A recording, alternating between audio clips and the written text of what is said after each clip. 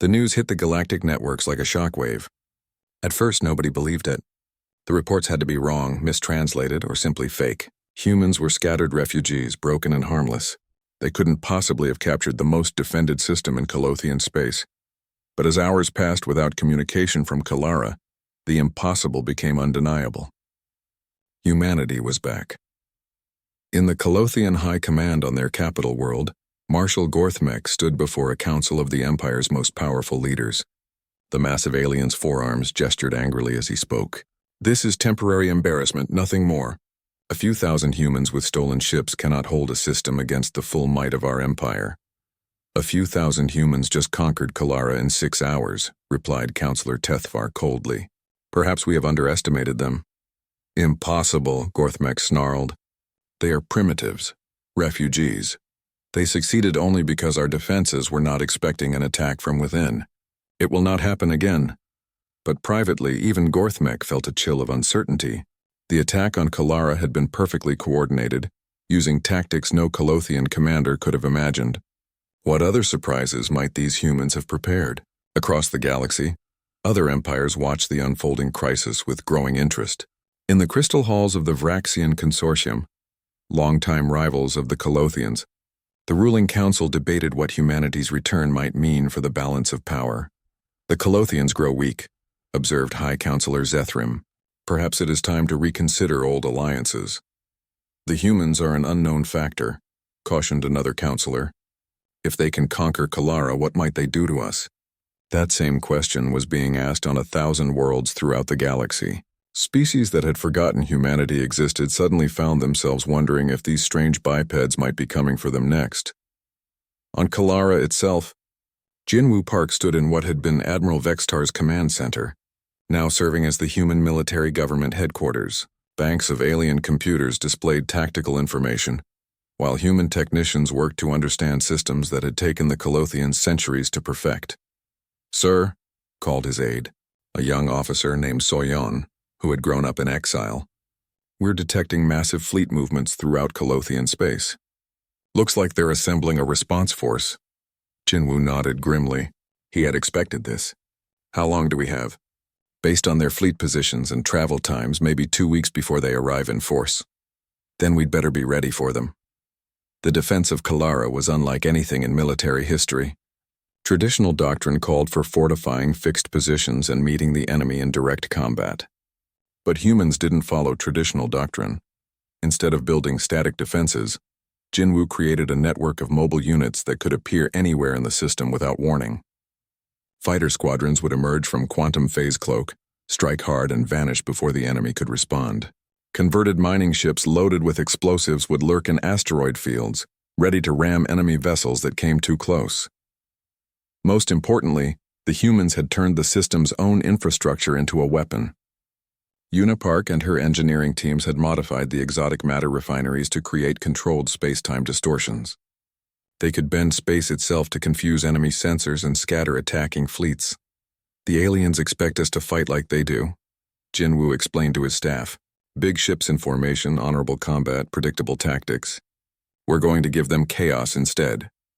Meanwhile, humanity's diplomatic corps, such as it was, began receiving unexpected communications. Nyan Quan, operating from a hidden base in neutral space, found herself fielding messages from species that had ignored humans for decades. "Ambassador Quan," came a transmission from the Thailand Republic. "My government wishes to discuss possible trade arrangements with your nation. We are also interested in learning more about human military capabilities," added a representative from the Nexus Collective, trying to sound casual. Naon smiled as she composed her responses. For 30 years, humans had been invisible to galactic politics.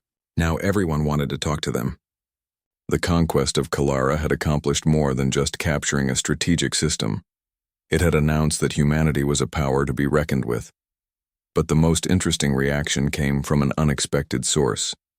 A coded message arrived through channels that officially didn't exist, carrying the seal of the Rogan Empire, the Calothians' oldest enemies. "We may have mutual interest to discuss," the message read. "The enemy of my enemy deserves consideration."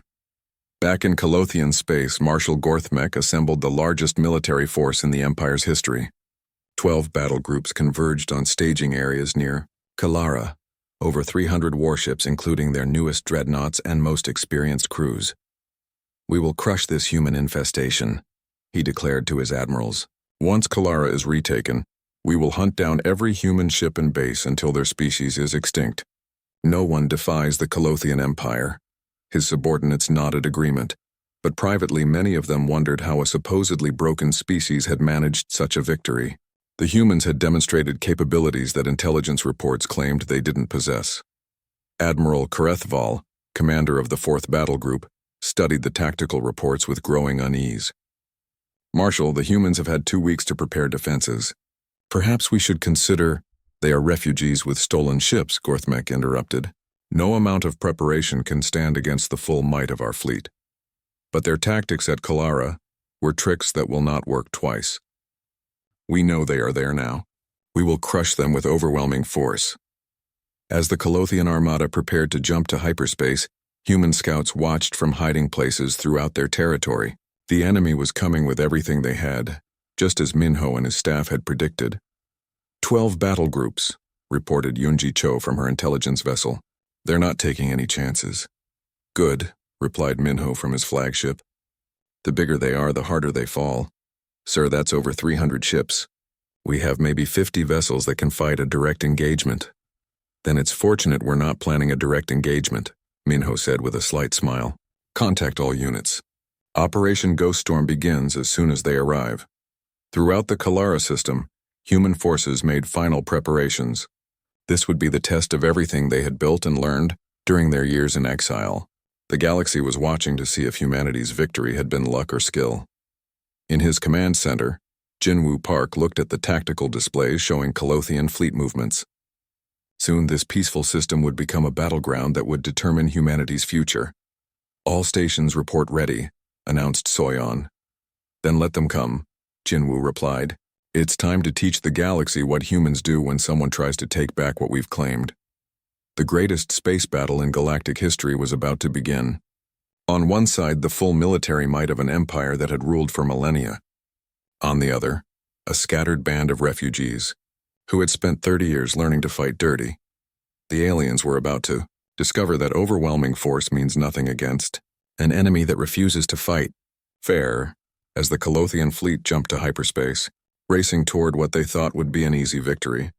Human forces throughout the galaxy received a simple message from Minho Kang. "Remember Earth. Remember our exile. Show them what happens when you underestimate humanity." The war for humanity's future was about to begin. The meeting room was hidden deep inside an old asteroid mine. The walls were rough and cold, carved from solid rock 30 years ago when humans first started hiding from the aliens. Admiral Minho Kang sat at a metal table that had seen better days. His uniform was patched in several places, but his eyes were sharp and determined. Around the table sat the leaders of humanity's secret resistance. They had all lost everything when the Colothian Empire crushed Earth's forces 3 decades ago. The galaxy thought humans were finished, broken, and scattered. The aliens were wrong. "Show them the data," Minho said to Unipark, his chief engineer. She was young but brilliant, with oil-stained fingers and tired eyes that never stopped thinking. Una pressed a button on her old tablet. A hologram appeared above the table, showing a star system with 3 planets and dozens of space stations. "This is the Kalara system," she said. "The aliens use it as their main fuel depot. Every drop of exotic matter that powers their war machines comes through here." Donghyun Lee, their best tactical expert, leaned forward. He had spent years studying alien military tactics, learning their weaknesses. "The Colothians think it's impossible to attack. They have 3 battle stations and patrol fleets everywhere." "That's exactly why we're going to take it," said Minji Song from the shadows. She was the leader of the underground resistance, a woman who had survived the destruction of Earth's colonies. Her voice was quiet, but everyone listened when she spoke. The room fell silent. Taking a few ships or raiding a supply convoy was one thing. Capturing an entire star system was madness. "You can't be serious," said Woo Jin Kim, commander of the stealth ship Silent Vengeance. He was a good soldier but careful, the kind of man who kept his crew alive. "We barely have enough ships to protect our own bases." Minho stood up slowly. He was getting older, but his presence still filled the room. "That's what they want us to think. For 30 years we've been hiding, building, learning. While they think we're broken refugees, we've become something else. Yuna activated another hologram. This one showed technical drawings of ships that looked like nothing the galaxy had ever seen. We've perfected quantum phase cloaking, she explained. Our ships can become completely invisible to their sensors. Not just hard to detect, completely invisible. The aliens fight wars the way they always have, Donghyun added. Big fleets, direct attacks showing their strength. They can't imagine an enemy that doesn't follow their rules. Chae-Young Lim spoke up from the back of the room. She commanded a converted mining ship called Iron Patience, filled with former slaves and war refugees who had nowhere else to go. My people want to fight. They're tired of hiding. Minji stepped into the light. Her face showed the scars of battles fought long ago. I've been gathering intelligence on Kalara for 2 years. The system produces 40% of the Empire's fuel. If we take it, we cripple their entire war machine. And if we fail? Asked Kyung-Soo Nam, the youngest captain present. He commanded a small frigate but had the respect of veterans twice his age. Then we die fighting instead of dying slowly in exile, Minji replied. But we won't fail. I've seen what humans can do when everyone thinks we're finished. Minho activated his own hologram. It showed hidden bases scattered across the outer rim, connected by secret communication networks. For 3 decades, we've been telling the galaxy we're harmless refugees. We've been lying. The hologram changed to show ship construction facilities built inside asteroids, weapons factories hidden in dead zones where no alien patrol would look, training centers where human soldiers learned to fight in ways that alien minds couldn't predict. We have 200 ships, Yuna said. Not big dreadnoughts like the aliens build, but fast, smart vessels designed for our kind of war. Kalara has a weakness, Donghyun continued. The aliens are so confident in their defenses that they've become lazy. Their patrols follow the same routes every day. Their communications use predictable patterns. They think threats come from outside, not from within. Wu Jin studied the tactical display. You're talking about attacking the most heavily defended system in Colothian space with converted cargo ships and jury-rigged fighters. No, Minho said with a slight smile. I'm talking about something the aliens have never faced. An enemy that doesn't fight fair, doesn't follow rules, and doesn't give up. Human unpredictability, Minji added. It's what they fear most about us, even if they don't admit it. Chae-Young laughed, but there was no humor in it. They enslaved us because we were too dangerous to leave free. Then they scattered us because we were too useful to kill. Now they ignore us because they think we're too broken to matter. They keep making the same mistake. Oh, what's the timeline? Asked Yoonji Cho, their intelligence specialist. She had been gathering data on alien fleet movements for months. 6 weeks, Minho replied. Enough time to position our forces without arousing suspicion. The attack begins when their main battle fleet leaves for war games in the outer systems. This is our chance, Minji said, her voice carrying the weight of 30 years of exile. Not just to hurt them, but to announce that humanity is back. To show every species in the galaxy that writing us off was their biggest mistake. Yuna packed away her equipment. I'll need to upgrade the cloaking systems on every ship. If even one vessel is detected early, the whole operation fails. Do it, Minho ordered. Donghyun, I want battle plans for every possible scenario. Woojin, prepare your best stealth teams. Chae-Young, get your people ready for the fight of their lives. As the meeting broke up, Kyung-Soo approached Minho. Sir, what if the other alien empires decide we're too dangerous? What if they all unite against us? Minho looked at the young captain with understanding. Then we'll deal with that too. Humans have always been at their best when everyone else counted them out. The asteroid mine fell quiet as the leaders of humanity's hidden resistance returned to their ships. In 6 weeks, they would either reclaim their place among the stars or become a footnote in galactic history. But as Minho watched their ships disappear into the void, he knew one thing for certain. The galaxy had forgotten what humans were capable of when they stopped playing by alien rules. It was time to remind them. The Kalara system looked peaceful in the early morning shift. 3 battle stations orbited the main planets, their massive weapons pointed outward toward the emptiness of space. Colothian patrol ships followed their regular routes, checking sensor buoys and scanning for threats that never came. Admiral Vextar commanded the Central Defense Station from his bridge high above the system's capital world. He was a veteran of dozens of campaigns, confident in his defenses. The Kalara system was impregnable. Everyone knew it. What he didn't know was that the human fleet had already been inside his perimeter for 6 hours. 200 ships hung in the void, invisible to every sensor the Colothians possessed. Unipark's quantum phase cloaking had worked perfectly. The aliens looked right through them, seeing only empty space where humanity's shadow fleet waited in perfect silence. Aboard Silent Vengeance, Woojin Kim watched the enemy patrol patterns with the patience of a hunter.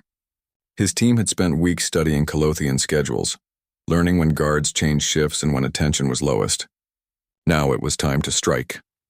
"All teams report ready," whispered his communications officer. "Phase 1 begins now," Woojin replied into his quantum transmitter. Throughout the system, human ships began to move. On the electronic warfare vessel Hidden Thunder, Dahyunshin began the most delicate part of the operation. Instead of jamming alien communications, she infiltrated them.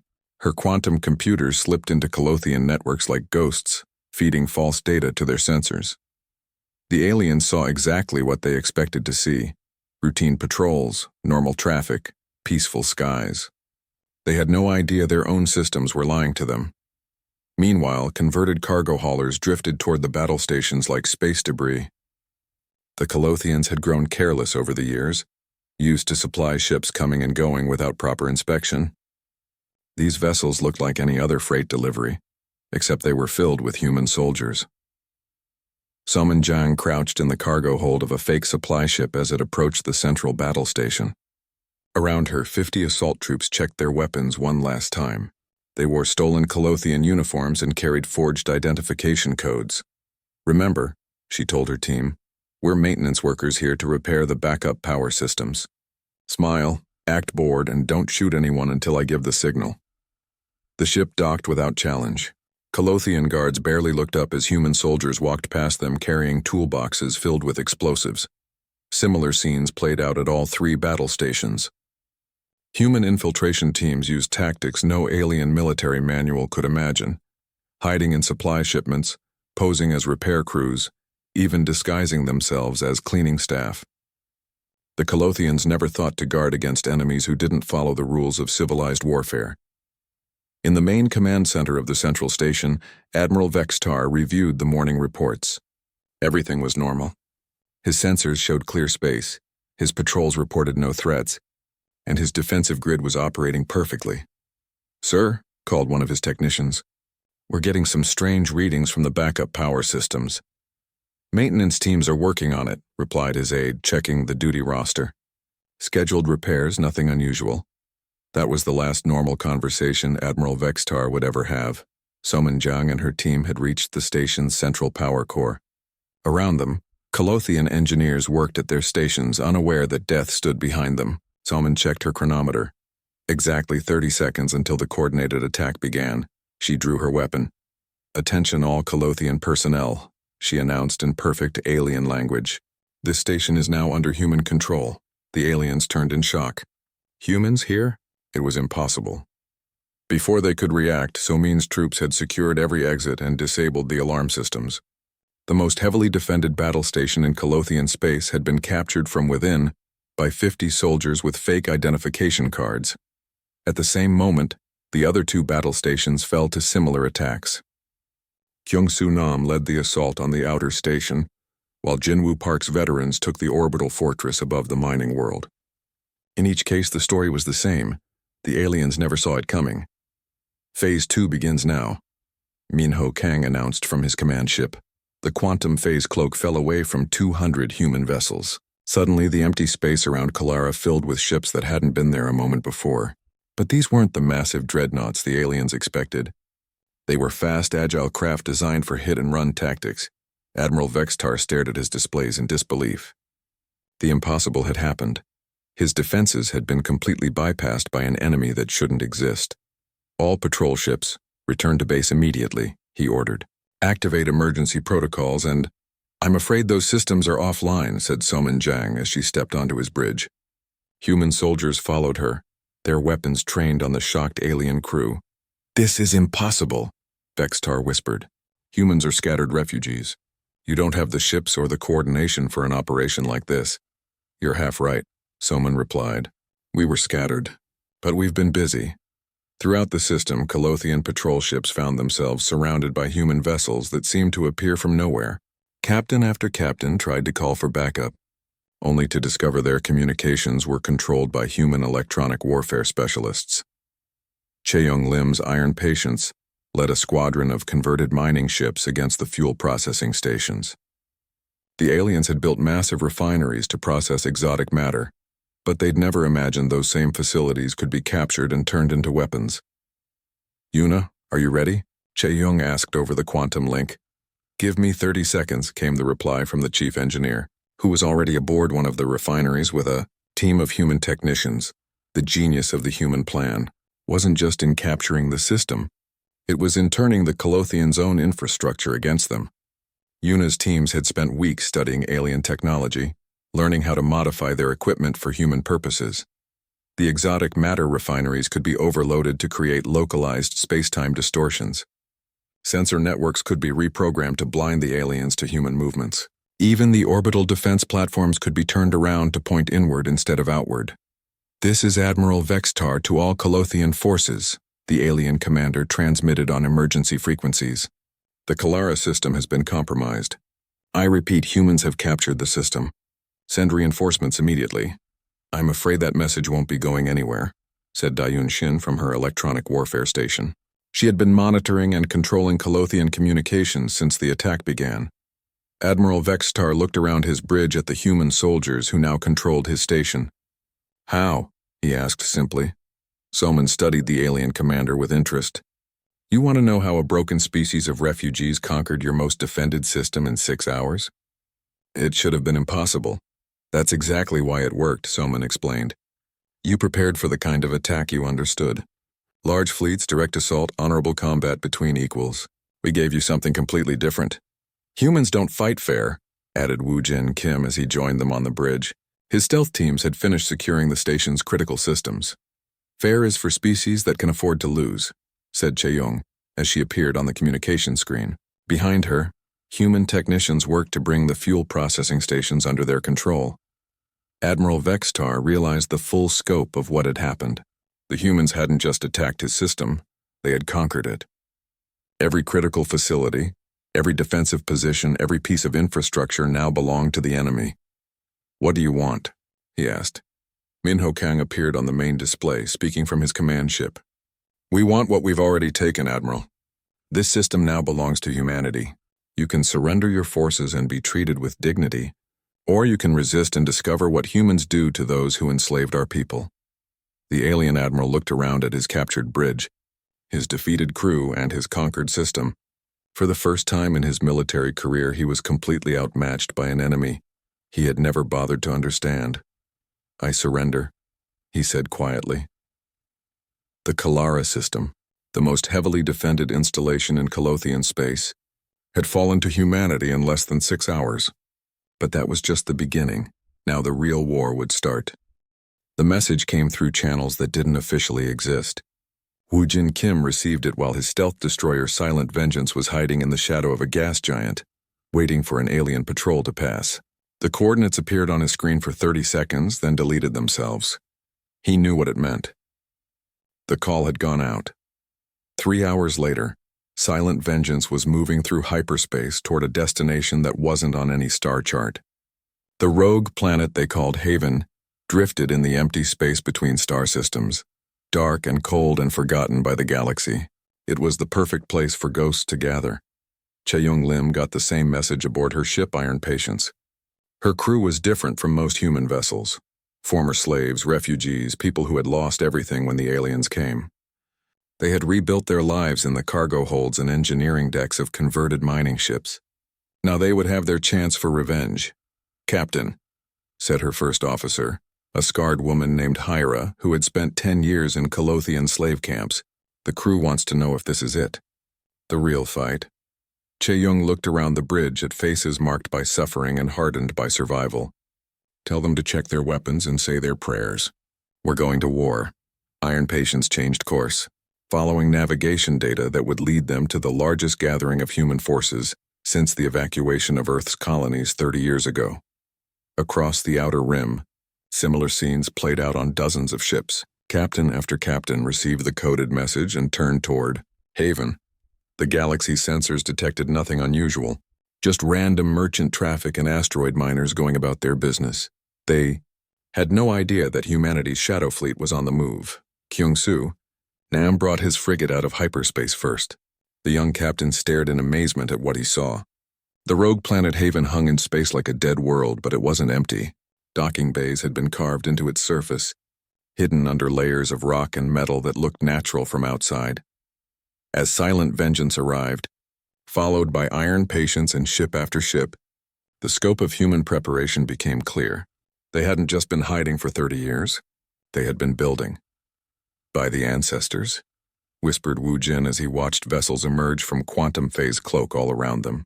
Destroyers that had been built in secret asteroid shipyards, converted cargo haulers loaded with weapons that shouldn't exist, fighter squadrons flying craft designed with human engineering and alien technology. The assembly point was a massive hollow chamber inside the rogue planet. Ships docked at platforms that extended from the walls like metal branches. In the center, a command station coordinated the arrival of humanity's secret navy. Minho Kang waited in the main briefing hall as captains and crew members filed in. The room could hold 1,000 people, and it was nearly full. Pilots, engineers, soldiers, and officers who had spent decades preparing for this moment. Yoonji Cho stepped up to the central podium. Behind her, a holographic display showed the Kalara system in perfect detail. For those who haven't seen the intelligence reports, she began, this is our target. The display zoomed in on the system's 3 planets and orbital stations. Kalara produces 40% of the Colothian Empire's exotic matter fuel. Every ship in their fleet depends on resources that flow through this system. It's also their most heavily defended asset, added Dongyun Lee as he joined her on the platform. 3 battle stations, each one capable of destroying a fleet. Constant patrols by their best warships. Sensor networks that can detect a grain of sand at the edge of the system. So why are we attacking it? Called out a voice from the crowd. Minho stood up slowly. The hall fell quiet as every eye turned to him. Because they think it's impossible. Because they've never faced an enemy that fights the way we do. Because it's time to remind the galaxy what humans are capable of. The display changed to show fleet positions and attack routes. We have advantages they can't imagine, continued Yoonji. Our quantum phase cloaking makes us invisible to their sensors. Our ships are smaller and faster than anything they build. Most importantly, we think differently. The aliens fight wars the way they always have, Donghyun explained. Large fleets in direct combat. They announce their attacks and follow established tactics. It's worked for them for thousands of years. But they've never fought humans, said Chaeyoung from her seat near the front. We don't follow their rules. Exactly, Minho replied. While they're looking for the kind of attack they understand, we'll give them something they can't predict. Wu Jin studied the tactical display. The timeline is tight. How do we coordinate 200 ships without their sensors detecting our communications? Unipark stepped forward, carrying a device that looked like a cross between a radio and a quantum computer. Entangled particle communication. Instantaneous, undetectable, and impossible to jam. Each ship gets a quantum transmitter keyed to our command frequency. What about their patrol schedules? Asked another captain. Predictable, answered Yoonji. They follow the same routes every day, check the same sensor buoys, report at the same times. After 30 years of no real threats, they've become lazy. Minho activated another hologram, this one showing human ships positioned throughout the galaxy. The beautiful thing about being written off as harmless refugees is that we can go anywhere. Our scouts have been mapping Colothian defenses for years. The attack begins in 4 weeks, announced Dongyun. The main Colothian battle fleet will be conducting war games 3 systems away. That's our window. 4 weeks to change the galaxy, murmured Kyung-soo. Or die trying, added a grizzled veteran named Jinwoo Park, who commanded an assault ship crewed entirely by former prisoners of war. I'll take those odds, said Chaeyoung, and a ripple of agreement went through the crowd. Minho looked around the room at faces that had seen too much war and loss. These people had every reason to stay hidden, to live quietly and avoid the attention of alien empires. Instead, they were ready to risk everything for a chance to hit back. I know what you're all thinking, he said. This is insane. Attacking the most defended system in Colothian space with a fleet of converted cargo ships and home-built fighters. You're right. It is insane. He paused, letting his words sink in. But that's exactly why it's going to work. They expect sanity. They expect tactics they can understand. They expect enemies who fight like them. He smiled, and it wasn't a kind expression. They're going to get humans instead. When this is over, added Minji Song, appearing from the shadows at the back of the room, every species in the galaxy will know that humanity is back, that we're not refugees or scattered survivors. We're the people who took an entire star system because someone told us it was impossible. The meeting broke up as captains returned to their ships to prepare, but the excitement was electric.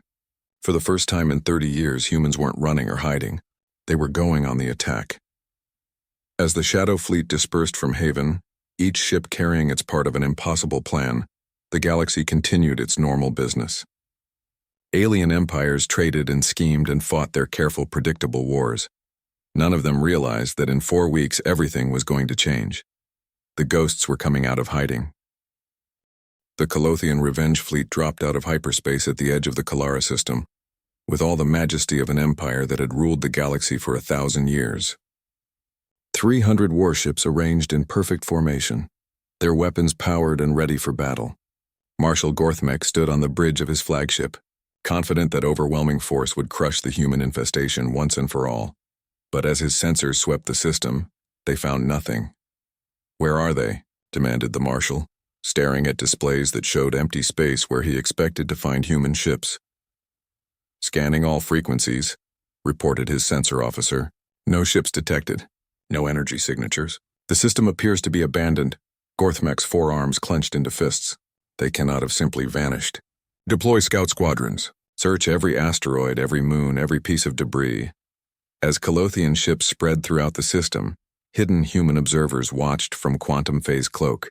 Hyunsuk, commanding a small destroyer, bit back a smile as enemy vessels passed within a few hundred meters of his position. The aliens looked right through him.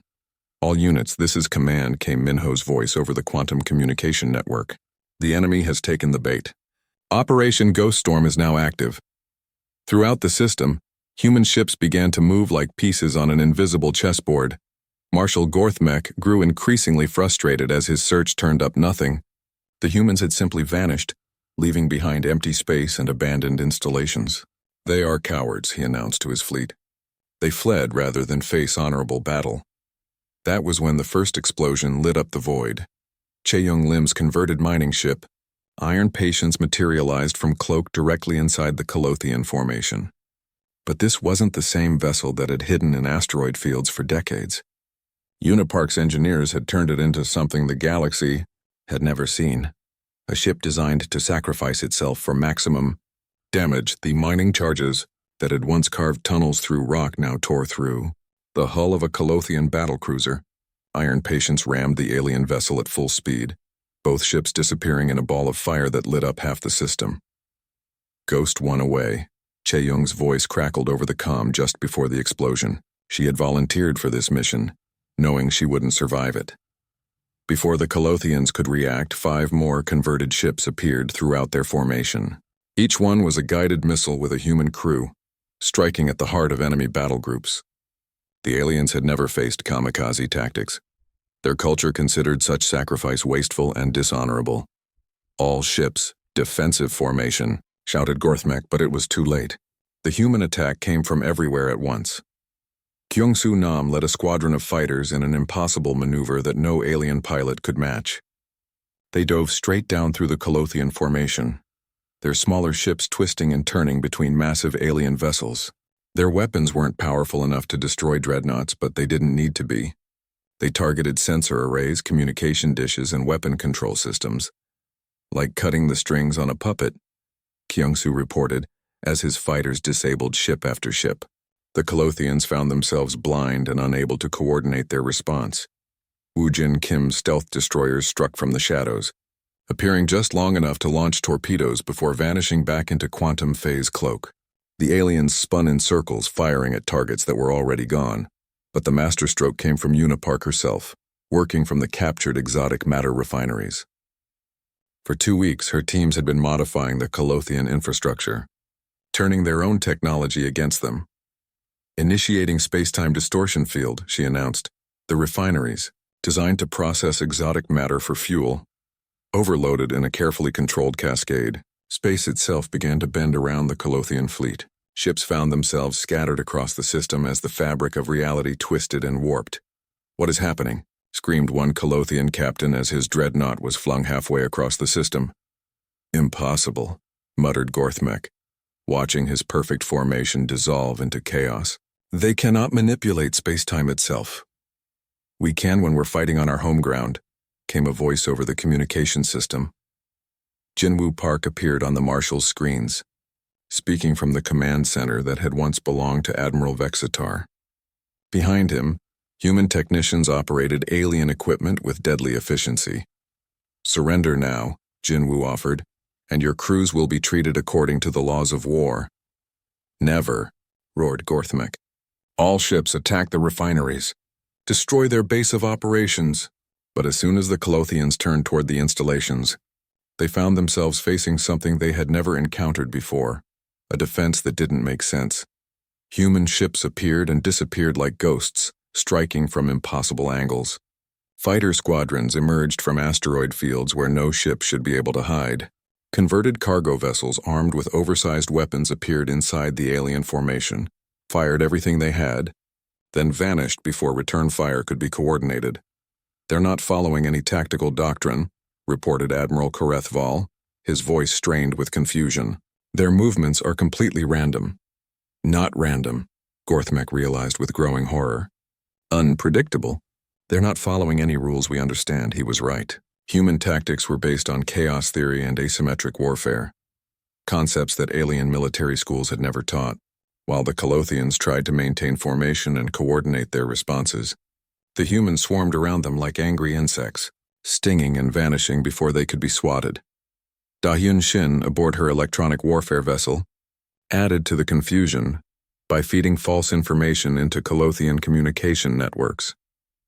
Enemy captains received contradictory orders, saw phantom targets on their sensors, and found their own weapons turning against Allied ships.